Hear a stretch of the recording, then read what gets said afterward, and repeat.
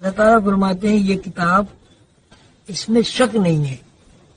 تو سیدھی سی بات ہے، جس آدمی میں شک ہوگا وہ اس کتاب سے فائدہ نہیں اٹھا سکتا. ہدی للمتقین. اور دوسری بات یہ ہے کہ یہ قرآن کریم جو ہے یہ ان لوگوں کو ہدایت بخشتا ہے جو متقی ہیں. دیکھیے یہاں بہت غور طلب بات یہ ہے کہ اللہ تعالیٰ نے ہدی للمتقین فرمایا ہے. اب وہ ہدی للمؤمنین بھی ہو سکتا، ہدی للمؤمنین اللہ تعالیٰ نے نہیں فرمایا، ہدی للمسلمین ان آیتوں میں نہیں فرمایا، ہدی للمنافقین اس آیت میں اللہ تعالیٰ نے فرمایا. ہدی للمتقین، کہ اس کتاب میں کوئی شک نہیں ہے اور یہ ان لوگوں کو ہدایت بخشتی ہے جو متقی ہے. ابھی تو بات کلیئر ہو گئی کہ قرآن کریم سے ہدایت پانے کے لیے ضروری ہے کہ آدمی متقی ہو، اور قرآن پاک کی ہدایت سے مستفید ہونے کے لیے، فائدہ اٹھانے کے لیے، قرآن کی برکات سے پوری طرح مستفید ہونے کے لیے ضروری ہے کہ آدمی متقی ہو. اب اللہ تعالیٰ فرماتے ہیں ہدی للمتقین، الذین، یہ کون لوگ ہیں؟ متقی کی تعریف کیا ہے؟ متقی کون لوگ ہیں؟ الذین، یہ وہ لوگ ہیں یؤمنون بالغیب، جو غیب کے اوپر یقین رکھتے ہیں. یقین کی بنیاد ہے کہ یعنی غیب کا مشاہدہ کرتے ہیں.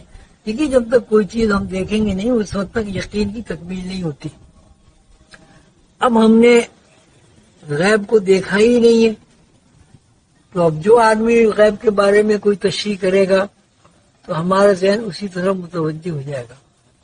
الذین، وہ کون لوگ ہیں یؤمنون بالغیب، جو غیب پر یقین رکھتے ہیں. ان لوگوں کی تعریف یہ ہے کہ الذین یؤمنون بالغیب ویقیمون الصلاۃ، وہ صلاۃ قائم کرتے ہیں. یہاں بہت غور طلب بات یہ ہے کہ اللہ تعالیٰ نے نماز کے بارے میں پڑھنا نہیں کہا کہیں. پورے قرآن کریم میں آپ تلاش کریں، مجھے تو نہیں ملا کہ جہاں بھی قرآن پاک میں نماز کا تذکرہ ہے وہاں قیام کا تذکرہ ہے، پڑھنے کا تذکرہ نہیں ہے. حالانکہ قرآن کریم کے بارے میں پڑھنے کے الفاظ ہیں، ورتل القرآن ترتیلا، اور وہ لوگ قرآن کو ترتیب کے ساتھ پڑھتے ہیں. لیکن نماز کا جہاں بھی تذکرہ اللہ تعالیٰ نے فرمایا ہے وہاں یہ ہے وہ نماز قائم کرتے ہیں. ہدی للمتقین الذین یؤمنون بالغیب، اور غیب پر یقین رکھتے ہیں. یقین کی بھی یہ صورت ہے کہ جب تک کوئی چیز آدمی دیکھ نہیں لیتا اس وقت تک وہ یقیناً اس بات کو یہ نہیں کہے گا کہ ہاں میں اس پر یقین رکھتا ہوں. تو یقین کے لیے ضروری ہے کہ وہ چیز مشاہدے میں ہو.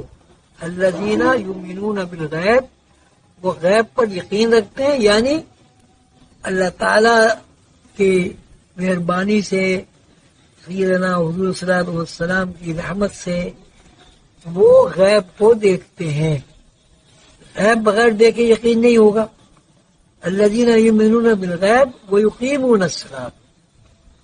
اب یہ ہے کہ وہ نماز کو قائم کرتے ہیں. دیکھیے پڑھنے کا لفظ نہیں ہے کہ نماز پڑھتے ہیں.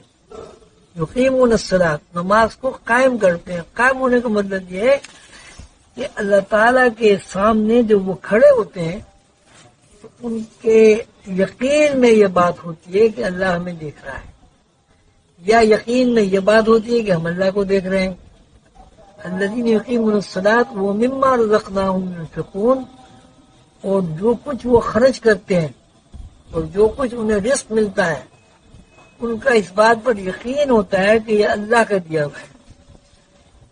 اولئک علی ھدی من ربہم واولئک ھم المفلحون، یہی وہ لوگ ہیں جو ہدایت یافتہ ہیں اور فلاح یافتہ ہیں. اس قرآن پاک کے سورہ بقرہ کے پہلے آیت میں اللہ تعالیٰ نے جو قانون بیان فرمایا ہے، جو منشور اللہ تعالیٰ نے بیان فرمایا، وہ یہ ہے کہ سب سے پہلے انسان کے اندر یقین ہونا چاہیے، پھر اس کے اندر مشاہدے کی قوت ہونی چاہیے. پھر اس کے ذہن میں یہ بات ہونی چاہیے کہ میری زندگی کا دار و مدار صرف اور صرف اللہ کی ذات پر ہے اور اللہ کی رحمت پر ہے۔ تو آپ سب لوگ اس بات پر غور و فکر کریں کہ ہمیں کتنا یقین ہے، کتنا غیب حاصل ہے، اور نماز میں کس قدر ہمیں ذہنی یکسوئی ہوتی ہے یا ہوتی ہے نہیں ہوتی۔ اب تو صورت حال یہ ہے کہ 17 رکعتیں ہوتی ہیں عشاء کی، پوری 17 رکعتیں پڑھنے کے بعد جب ہم سوچتے ہیں کہ ہمارا ذہن کتنی دیر یکسو رہا اور کتنی دیر ہم یقین کی دنیا میں رہے اور کتنی دفعہ اللہ کی طرف ہمارا ذہن گیا، تو جب ہم سوچتے ہیں تو ہمیں بڑی مایوسی ہوتی ہے۔ بنیادی بات یہ ہے کہ انسان کو اس بات کی جدوجہد اور کوشش کرنی چاہیے کہ وہ اس یقین کرے اور اس کے اوپر یقین کی دنیا روشن ہو۔ جب کسی انسان کے اوپر یقین کی دنیا روشن ہو جاتی ہے تبھی وہ اللہ کی کتاب قرآن کریم سے فائدہ اٹھاتا ہے۔